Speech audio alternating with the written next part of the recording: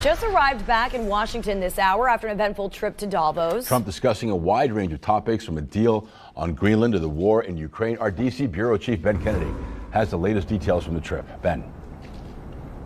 Today, St. Louis on Greenland, President Trump said the U.S. will have total access to the territory and get everything they want, as he shared new details about the framework while heading back right here to D.C. tonight. President Trump returned to the nation's capital Thursday night following his trip to Switzerland. I think the trip was great. We had a lot of good response. Response from the U.S. NATO framework on a future deal when it comes to Greenland. Really a negotiation, but it's infinity.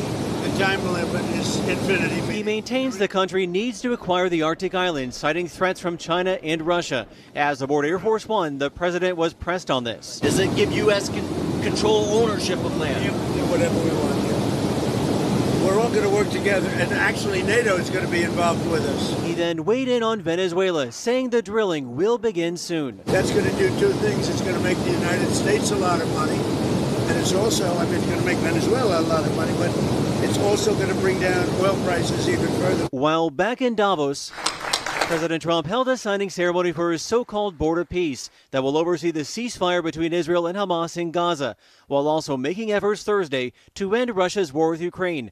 Trump's son-in-law Jared Kushner and U.S. envoy Steve Witkoff met with President Putin in Moscow, while the commander-in-chief sat down with Ukraine's President Zelensky. The war has to end. And U.S. envoy Steve Witkoff says the talks to end Russia's war is down to one issue, but President Trump says they still have a ways to go.